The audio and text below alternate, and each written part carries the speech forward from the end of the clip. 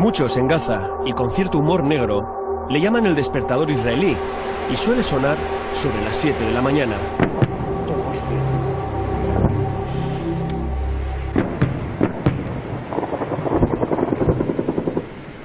Son las cañoneras de la Marina israelí, que para que quede claro la fragilidad del alto el fuego declarado, se dedica a acosar todas las mañanas a los pescadores de langostinos de la playa de Gaza. Grabamos estas imágenes desde la ventana del hotel, después de saltar bruscamente de la cama, y entonces entendemos, de repente, por qué nos pareció tan caro el pescado fresco que cenamos la noche anterior. Estas imágenes, cañones contra anzuelos, muestran la verdadera magnitud del bloqueo económico que sufre Gaza.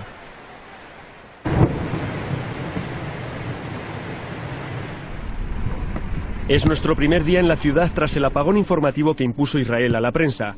22 días de censura militar y propaganda, pero tuvimos fuentes dentro de Gaza, personas que nos contaban por teléfono las calamidades del día a día de una guerra.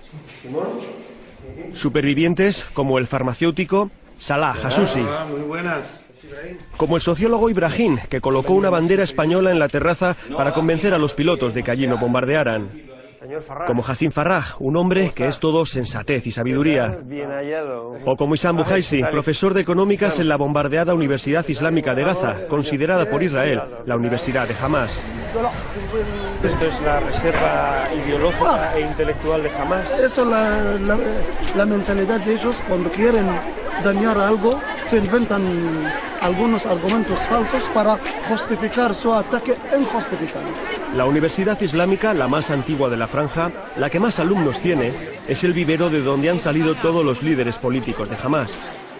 Buhaisi insiste en que allí no hay ninguna actividad militar o bélica, aunque reconoce que casi todo su alumnado es simpatizante de la organización. Soy orgulloso de ser alumno y profesor de esta universidad, por su aporte al pueblo, a la sociedad palestina. Y eso de terroristas es una gran mentira.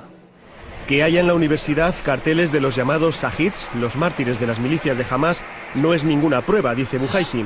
Pero sí es un indicio para el periodista de lo complicado que es distinguir quién es quién en el único lugar del mundo gobernado por una organización considerada terrorista por la Unión Europea.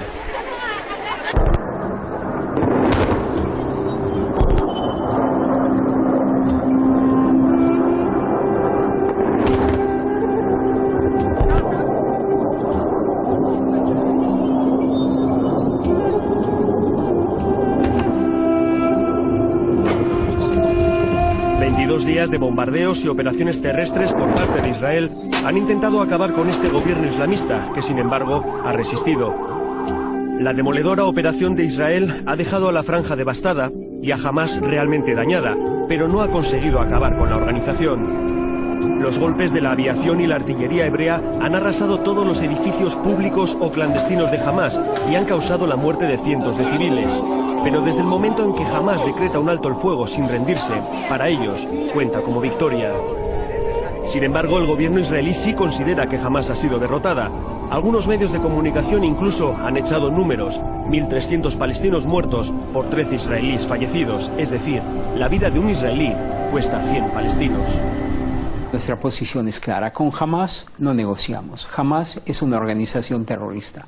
A pesar de que Hamás ganó democráticamente las elecciones, desde nuestro punto de vista, Hamás no tiene ninguna legitimidad, ni como gobierno, ni como autoridad, ni nada por el estilo, mientras continúe en la posición que es no reconocer el Estado de Israel.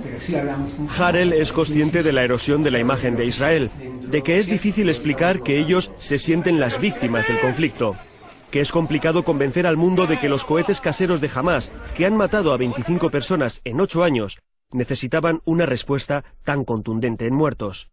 Que, como nos dice el gobernador de la región de Ashkol, lindante con Gaza, no les quedaba otra opción. La Franja de Gaza es un país que tiene gobierno y el gobierno es Hamás, que decidieron en vez de tener árboles y frutas y naranjas, tener misiles. Como pueden ver, Haim, criado en el particular socialismo de los kibbutz agrarios, vive en la insoportable contradicción de todo israelí de izquierdas.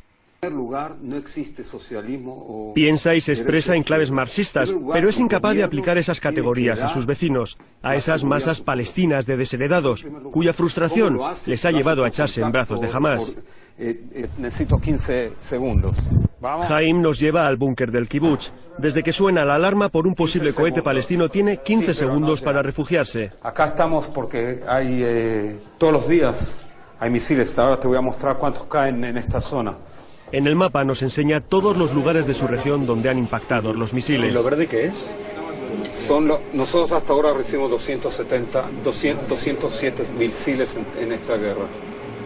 En esta zona. En esta zona.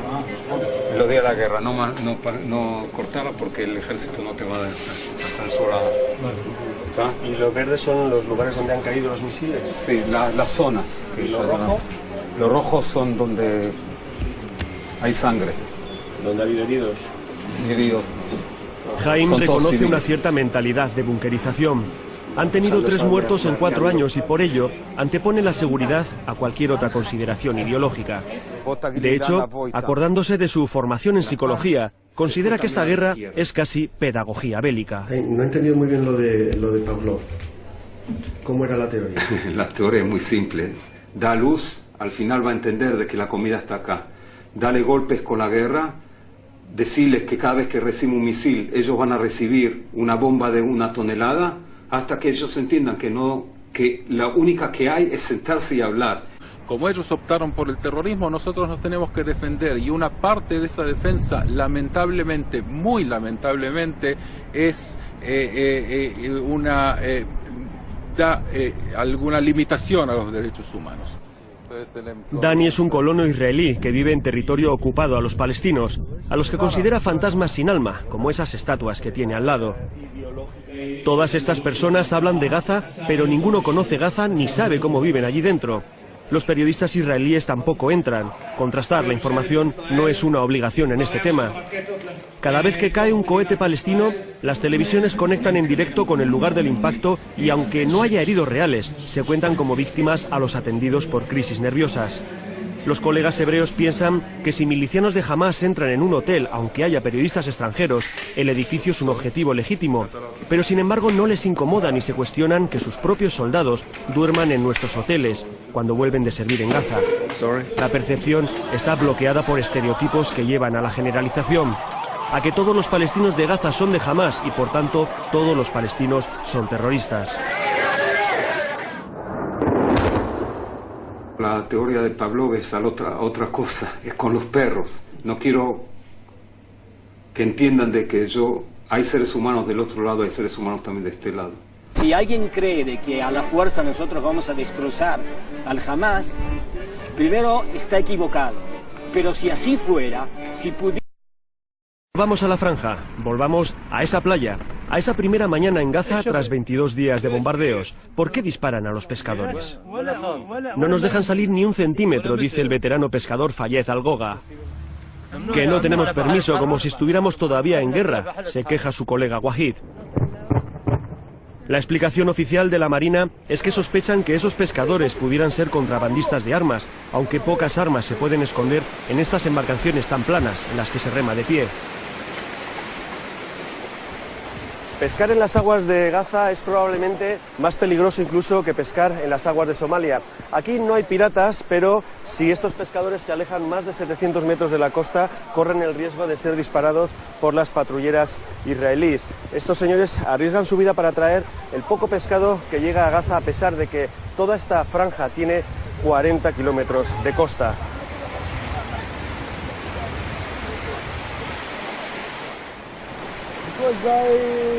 Mohamed El Rubai dice que tiene que salir, que se tiene que arriesgar, que tiene que dar de comer a sus hijos.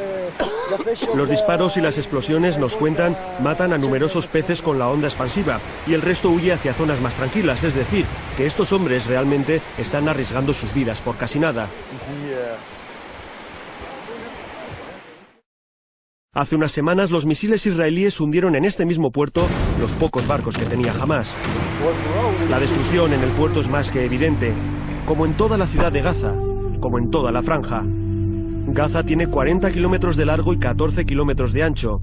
Aquí viven 1,5 millones de personas, con la densidad de población más alta del mundo. Lanzar un misil contra estas casas es una lotería existencial para todas las viviendas de alrededor. Hablamos con el teniente Yanif, piloto de combate. Él sí que ha estado en Gaza estos días, en más de 100 misiones de ataque. Jamás usa la gente, usa los colegios, los hospitales, las mezquitas, lo usa como esquito humano. También lo vio en la película y también pueden ver que todo el combate en un lugar civil. Y es muy complicado. Nosotros hacemos todo lo que podemos, todo los esfuerzos para ver que minimizar lo heridos los civiles. Como el piloto, todo Israel piensa que Hamás ha utilizado a la población como escudo humano, y sobre esta afirmación se construye la argumentación exculpatoria sobre los daños colaterales. El recurso de Hamás son los escudos humanos, porque es un grupo terrorista. El recurso de Israel es un ejército bien preparado.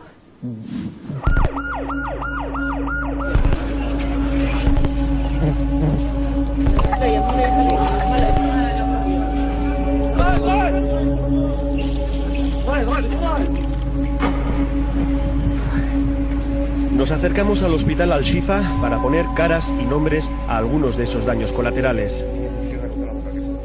En el pabellón de quemados están algunas de estas víctimas que nunca quisieron ser héroes, ni mártires, ni parte de ninguna estadística. Es un lugar perturbador porque en sus habitaciones se esconden los rostros y los nombres de la injusticia. Rostros como el de Shabah Abu Salima, una presunta víctima de las ilegales bombas de fósforo blanco. Inmóvil en la cama, no ha dejado de llorar en silencio desde que le dijeron que ha perdido a su marido, a sus 3 hijos y a una de sus hijas. Desde entonces gestiona su duelo en absoluta introspección. No ha vuelto a hablar con nadie. Su médico, el doctor Ali, es rotundo al afirmar que no tienen ninguna prueba de que sean bombas de fósforo, que lo sospechan, pero que no han recibido todavía los análisis que han enviado a laboratorios europeos.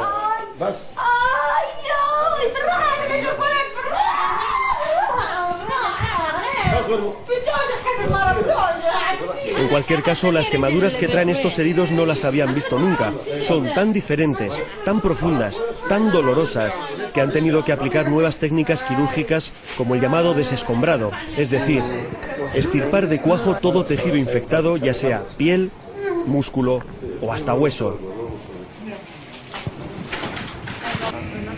Los médicos nos llevan hasta otra niña abrasada por la deflagración de una bomba. Los gritos de Imán son desgarradores. Esta cría estaba en su casa, junto a una comisaría de Hamás, cuando un puñetazo de fuego entró por la ventana. Imán ha sido víctima de las llamadas armas de mortalidad concentrada, utilizadas en zonas densamente pobladas. La explosión mata todo lo que haya a 10 metros alrededor y la onda se detiene en seco. Imán estaba justo a esa distancia. Sus piernas son ahora 2 pústulas sangrantes que la destrozan de dolor en cada cura. Mamá Ahmelini solloza casi sin aire la cría. Mamá, cuídame. Es casi imposible retratar esta escena sin que a los reporteros se nos parta el alma.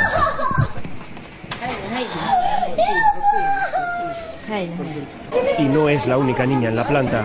Rawan está igual que ella. También con las piernas destrozadas y sometidas a una cura de dudosa esterilidad. Sus gritos, su terrible sufrimiento, nos aleja de cualquier comprensión racional sobre los efectos secundarios de una guerra.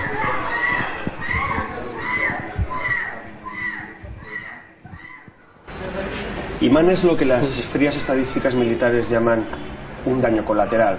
Pero Imán tiene nombre, tiene sonrisa, tiene llanto, tiene una vida marcada a fuego desde su niñez. Y como dice uno de sus doctores, tiene probablemente todo un reservorio de odio para el futuro.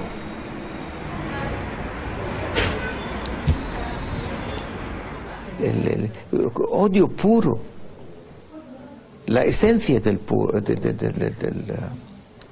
odio, Señor, la esencia.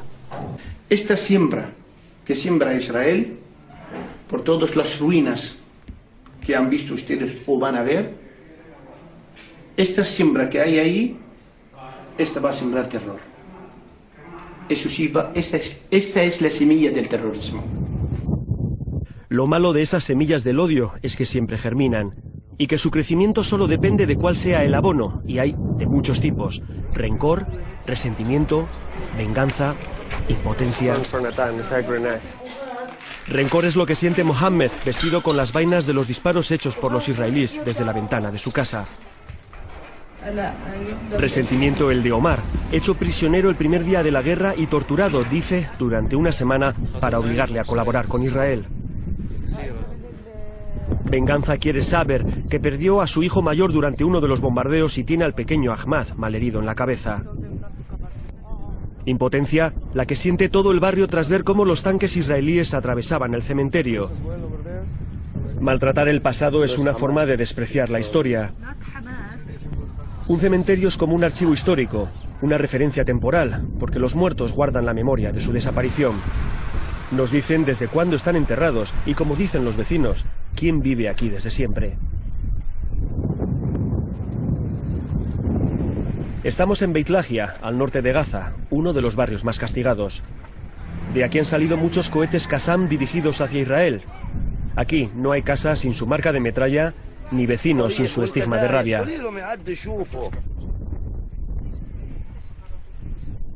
Este es un barrio miserable, donde los niños deambulan solos y descalzos por las calles sin asfaltar.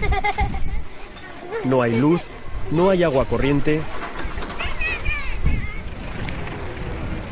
La pobreza extrema lleva a lealtades extremas, por eso jamás triunfa en el barrio. Cuando no tienes nada material a lo que aferrarte, tampoco tienes nada que perder.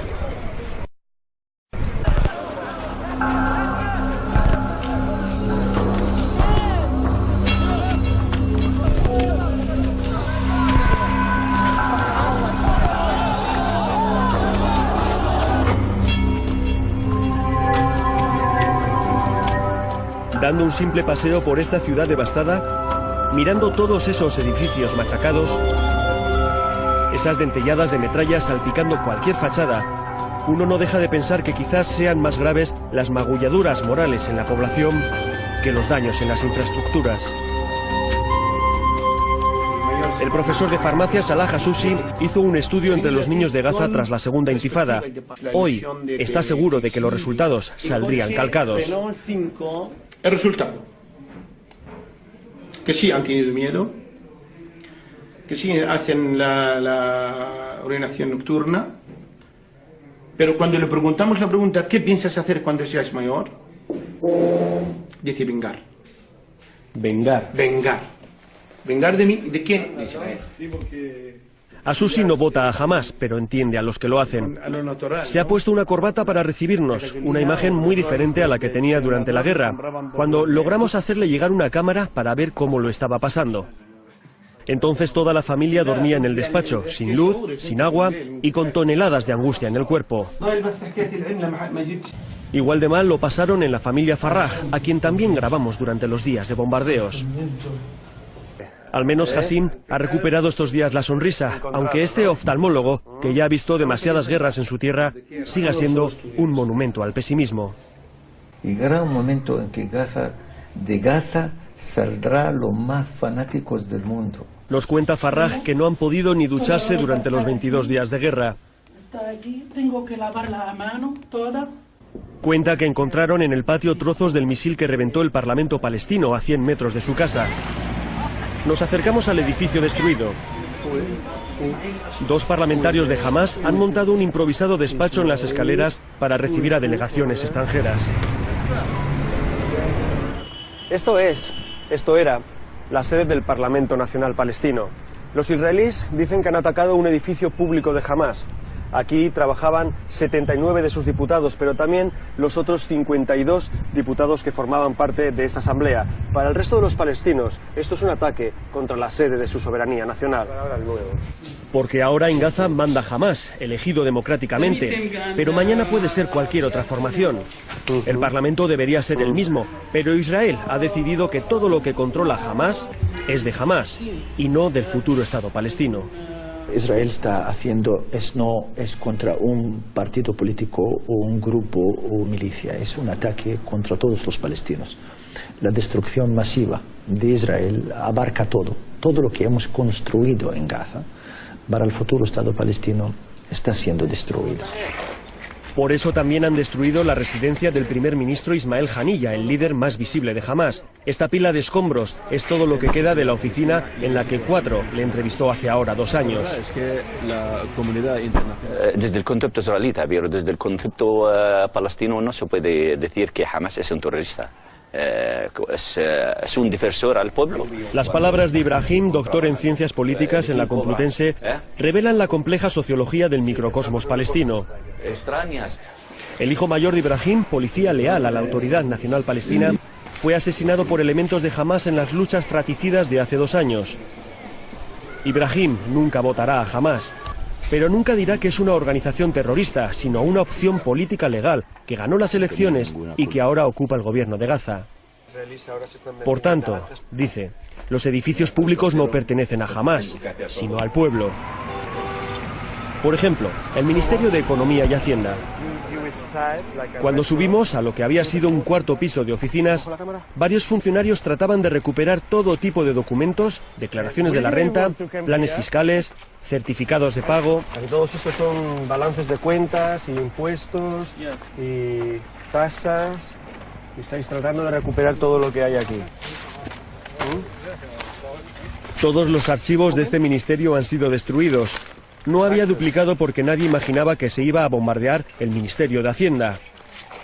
Esos legajos son más que números. Ahí está gran parte de la economía de Gaza, de la responsabilidad fiscal de sus gentes, de la estabilidad financiera de la franja. Y todo ha sido devorado por el fuego. Incluso nos enseñan todavía ardiendo lo que dicen que es un resto de una bomba de fósforo blanco.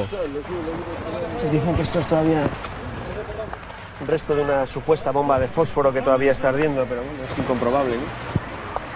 Después de tantos días, no somos expertos. Hasta 16 bombas y misiles fueron lanzados contra este complejo ministerial. Un ataque que obviamente debía dejar rastros en los edificios colindantes, en el hospital Al-Quds, que resultó dañado, en la sede de la Media Luna Roja, que ardió entera, en sus ambulancias aplastadas por los escombros, en los bloques de apartamentos en los que vive gente como el catedrático de inglés, Asad Abu Sharh. Lo que Israel quiere es hacer un holocausto contra el pueblo palestino y han decidido considerar a cualquiera como miembro de Hamás. Estamos viendo una verdadera tragedia humana palestina, y la tragedia humana palestina se llama Hamás, porque ellos lo han aceptado, ya sea por miedo, ya sea porque no tienen más remedio, ya sea porque lo quieren.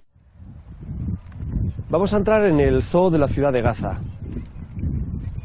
Ahí está, Gaza Zoo. Un zoo siempre es una especie de termómetro de la devastación que supone una guerra, porque normalmente la gente que se dedica a cuidar a los animales no viene a trabajar durante el periodo de guerra y los animales suelen morir de inanición. Allí se ve, parece que hay un animal muerto, parece un avestruz. Es un avestruz. Uno de los 2 ejemplares que había en el zoológico de Gaza. Este es el otro. El recinto está situado en una de las rutas elegidas por los tanques israelíes para penetrar en la franja, es decir, quedó en primera línea del frente. Casi todos los animales están muertos, nos dice el director del zoo, el señor Abu Jamil. Las marcas de disparos, los cráteres de los morterazos, las jaulas reventadas o los agujeros de las esquirlas de metralla demuestran que el zoo se convirtió en un campo de batalla. Aquí han caído camellos, caballos, monos, antílopes. Y como cuenta Abu Jamil, esos animales al menos tuvieron suerte de morir rápido, porque el resto falleció de hambre tras 22 días sin comida, o peor aún, se comieron entre ellos. Este pequeño zorro del desierto, agonizante, es el último, el superviviente de los 9 ejemplares de la jaula. Ladra sin fuerza, como si se sintiera culpable de vivir después de haberse comido a los suyos. El gerente nos dice que encontraron a la pareja de leones refugiada en el edificio de administración y que ya entonces tenían esa mirada triste que Abu Jamil no duda en calificar de estrés postraumático. Para ellos yo soy un número. como dicen en árabe, safar ashmal, un cero en la... Yo no puedo permitir a mí mismo hacer un error, porque sé que si voy a hacer el error voy a matar o los soldados míos que están muy cerca, o civiles que están muy cerca de ellos. Utilizar aviones F-16 en campamentos de refugiados en Gaza simple y llanamente es un crimen de guerra. Ahora ellos nos tiran misiles a los civiles, nosotros tratamos de matar al terrorismo, digamos nosotros. Haciendo bajas civiles también. Siempre, siempre. Cuando llegas a la guerra, es la parte triste.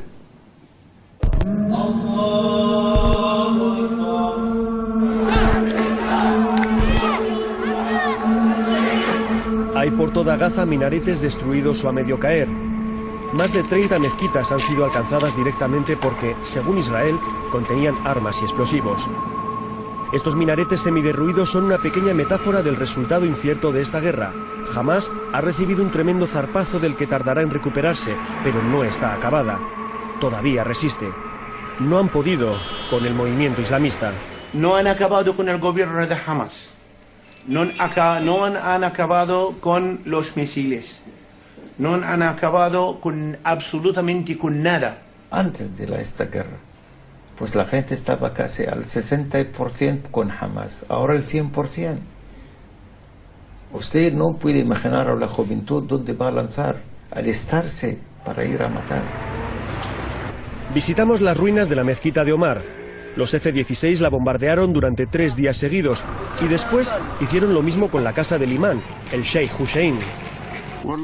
Preguntar a los israelíes, porque yo no sé nada, se escuda el imán cuando le pregunto si guardaban misiles en el sótano. Al lado de la mezquita hay una guardería, pared con pared. No queda ni un solo vidrio y los trabajos manuales de los críos cuelgan esperando a que las clases se reanuden. La escuela, un proyecto socioeducacional financiado por la Unión Europea, ha sido reventado tanto en su estructura física como en su concepto, porque será difícil desarrollar un proyecto educacional de comprensión y tolerancia en unas aulas bombardeadas. Todos los feligreses de esa mezquita se han trasladado a rezar a un campo de fútbol cercano. Al acabar el rezo se distribuye el último comunicado del ala militar de Hamás, las brigadas Sesedin al-Qassam, en el que declaran su victoria ante el que llaman el cuarto ejército del mundo. Entre la gente encontramos a uno de los diputados más queridos de Hamás, el carismático Atif Odwan, al que todo el mundo quiere felicitar por haber sobrevivido a los misiles israelíes. Nos felicitamos todos porque ha sido un periodo horrible, horroroso. Es difícil entrevistar a este parlamentario sin que alguien nos interrumpa para abrazarle. Pese a lo que dicen los panfletos triunfalistas repartidos por su ala militar, Odwan se muestra más realista. Nosotros hemos perdido mucho. Hemos perdido gente, armas, muchas cosas, pero por lo menos hemos mantenido el apoyo popular. Su baño de multitudes parece demostrarlo. A solas, sin el coro de seguidores, asume que su movimiento ha sido devastado por la maquinaria bélica israelí, pero en público mantiene el discurso de la resistencia. Es que aguantar durante esa situación era lo más importante, porque si nos hubiéramos rendido, hubiéramos perdido todo. Nuestras vidas, nuestras casas, todo. Dinero, mezquitas, escuelas. No se ha destruido más gracias a la resistencia. Aunque jamás ha reducido la visibilidad de sus milicianos al mínimo, su presencia en la franja es abrumadora. Hay carteles por todos los lados con los líderes eliminados por Israel en operaciones de asesinatos selectivos. Hay fotografías de los caídos en acciones o reventados por su propia bomba al asesinar a ciudadanos israelíes. Es la iconografía del martirio. Hay policía que en teoría es del gobierno palestino, sea cual sea su signo, pero que en la práctica está cooptada por simpatizantes del movimiento, como estos jóvenes que vigilan los restos de una comisaría atacada. Hemos ganado, nos dice este. Era una lucha entre el bien y el mal. Y nosotros somos los buenos, afirma sonriente. En el mismo cruce vigilado por estos policías se encuentra la frutería del señor Batiti. La tienda parece abastecida. Hay fresas, naranjas, manzanas, no hay sensación de escasez alimentaria.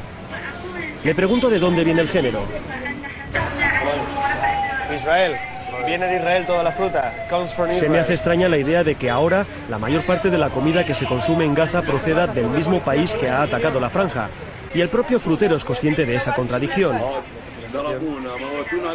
Sí, primero nos matan, reconoce, y luego nos alimentan con su propia comida. Quizás Samer tenga razón. Quizás no le queda otra opción.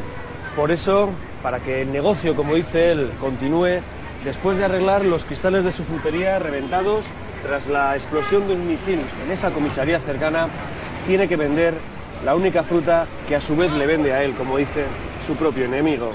El bloqueo israelí de la franja desde hace 3 años, el verdadero nudo gordiano del conflicto, obliga al 1,5 millones de gazalíes a subsistir de las ayudas internacionales, de las ONGs y de la decisión de Israel de abrir más o menos los pasos fronterizos para dejar pasar esa ayuda humanitaria. Hay exageración, a mi juicio, de la situación humanitaria en la cual viven los ciudadanos de Gaza. Si no reciben ayuda hoy, no comen mañana. Lo reconoce Israel. El 80% de los habitantes de Gaza dependen de las Naciones Unidas para alimentarse y vestirse. Así que cerrar las fronteras es someter a la población a un sufrimiento innecesario, a no ser que se quiera castigar a todos porque jamás ganó las elecciones. El poeta palestino Mahmoud Darwish definió muy bien lo que es un asedio, cuando la vida se vuelve tiempo, cuando hay memoria del principio y olvido del final. Pero vamos a poner algunos ejemplos a esos versos certeros. Miles de olivares y naranjos han sido arrancados de cuajo por los tanques, privando a la población del escaso género cultivable en la franja. Empresas como la compañía de frutas Otman han reabierto sus puertas para comercializar esas naranjas caídas de los árboles abatidos. Pero el gerente me enseña miles y miles de cajas apiladas, vacías y podridas desde que Israel incrementó su bloqueo económico de la franja. El negocio, me dice, está en quiebra. Otro ejemplo, los vecinos tienen que hacer enormes colas para conseguir rellenar sus bombonas de gas desde que Israel cerró las tuberías hace 2 meses. El invierno está siendo frío. Aquí intentan que cada bombona dure por lo menos un mes, es decir, se duchan con agua fría y utilizan lo imprescindible para cocinar, porque rellenar cada bombona cuesta 25 euros. Israel, saliendo de Gaza, cerró todas las puertas y se quedó con las llaves, y convirtió a Gaza en la prisión más grande del mundo. Es mucho más grave y peligrosa que Guantánamo. No creo que es esta imagen de una especie de un lugar en el cual rodeado por fronteras. La Franja de Gaza no está rodeada por fronteras. Sí hay todo tipo de vallas electrónicas que permiten conservar un poco más la seguridad de Israel. Que la prensa no haya podido entrar en Gaza durante la guerra significa que la franja se puede cerrar y está cerrada. Que ningún palestino pueda salir de allí si no es con el permiso de Israel significa que Tel Aviv mantiene el control. Quizás por eso, y quizás porque los palestinos siempre tienen hueco para el humor negro, el producto estrella de la tienda de souvenirs de Gaza es una taza que dice: sonríe, estás en la cárcel más grande del planeta. Your store doesn't look at you. This is not funny, this is fact.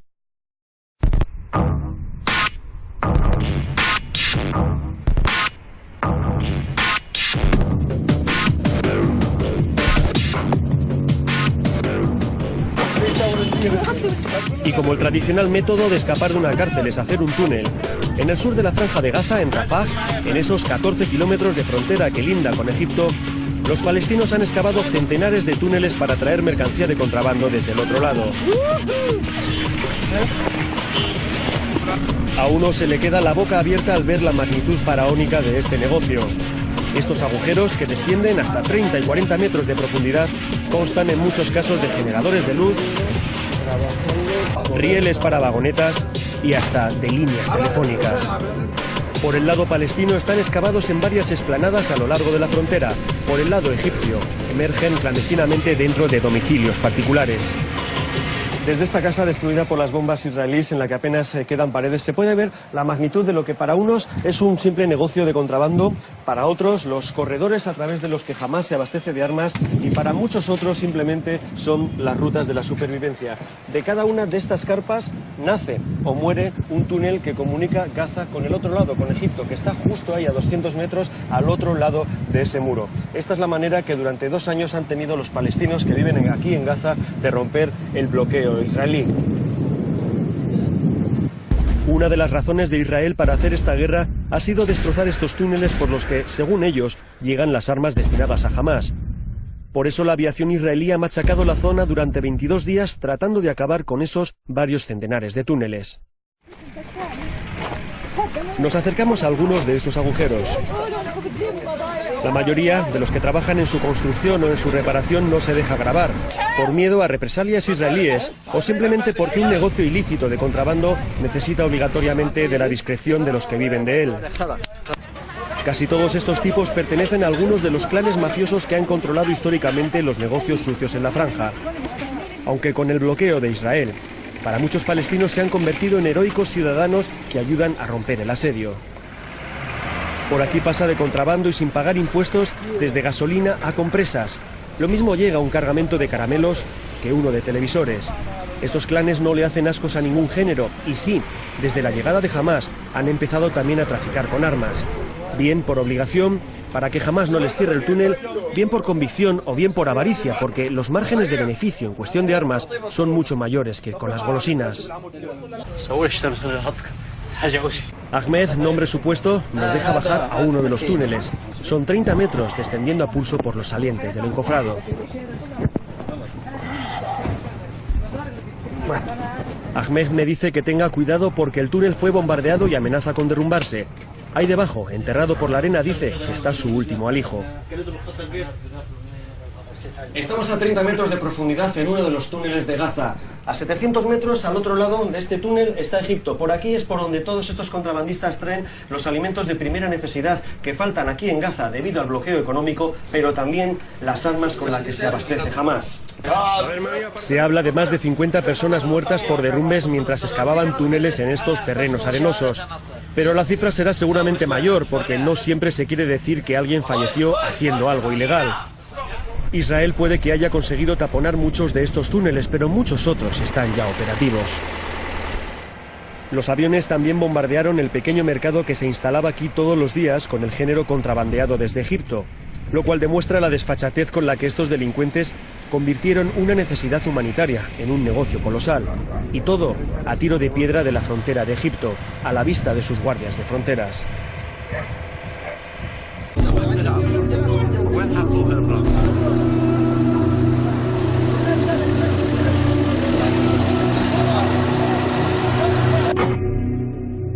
Al barrio de Zeitum le llaman en Gaza el barrio mártir, y a la familia de los Samuni, los mártires entre los mártires. Desde que acabó la guerra no han podido terminar ni los funerales ni el duelo. No hay consuelo cuando se ha perdido a 29 miembros de la misma familia. Los soldados llegaron y empezaron a disparar a todo lo que se movía, nos dice Hussam, uno de los miembros del clan. El barrio está devastado. Huele a muerto y a muerte. Miles de pollos de una granja cercana perecieron en las explosiones y ahí siguen tirados. Y los servicios de rescate nos dicen que probablemente quede algún cuerpo todavía bajo los escombros. Le pregunto a Hussam si sus casas fueron quizás refugio de milicianos armados. No, me asegura, no había gente de Hamás, aquí todos somos granjeros. Mientras algunos miembros de la familia rebuscan entre las piedras para recuperar algún pedazo de su pasado, voluntarias internacionales se acercan a darles algo de confort y calor humano a una gente cuya mirada revela su estado de shock. Las Naciones Unidas les traen todos los días unas bolsas de comida que consumen a la intemperie y otras ONGs reparten entre los niños fotocopias de algunos de los artefactos explosivos o minas que pudieran hallar entre las ruinas para que no los toquen.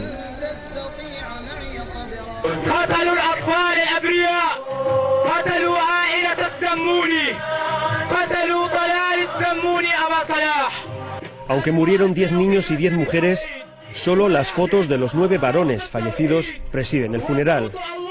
Es curioso que aunque los Samuni eran granjeros y todos ellos, nos repiten, civiles, el cartel de los mártires lo firma el partido Al-Fatah.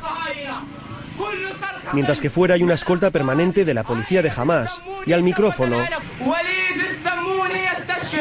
recitando el nombre de los fallecidos y arengando a los vivos, hay un sujeto de la yihad islámica.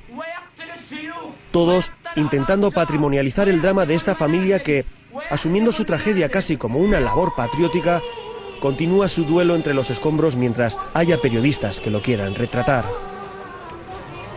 A la entrada de una de las viviendas destrozadas, los ojos de Sinab me gritan que me detenga. Le pregunto qué tal está y me contesta que sigue viva.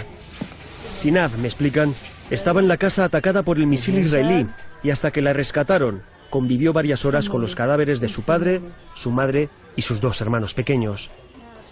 La mirada de Sinab taladra cualquier conciencia. Hasta hace unos días era solo una niña de 12 años. Ahora es un adulto que ha madurado de golpe. Me asegura que tiene ansias de venganza y le contesto si de verdad sabe lo que es la venganza. Sí, me dice sin apartar la vista. Ellos mataron a mis padres y yo ahora quiero matarles a ellos. Sinab me dice que entre en la casa y busque en las paredes. El edificio fue un puesto de retaguardia de los soldados hebreos que lo dejaron lleno de restos de comida y excrementos. Los israelíes levantaron los suelos para extraer arena y fortificar la posición. Y algunos de ellos pintaron las paredes con grafitis en los que se dice «Moriréis todos» o «Podéis correr, pero no podéis esconderos».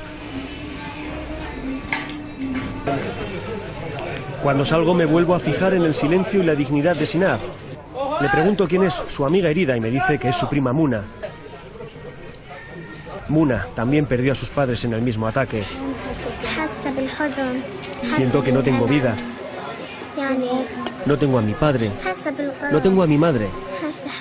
Y sé que no van a volver a por mí. Siento, me dice con franqueza desoladora, que no tengo nada.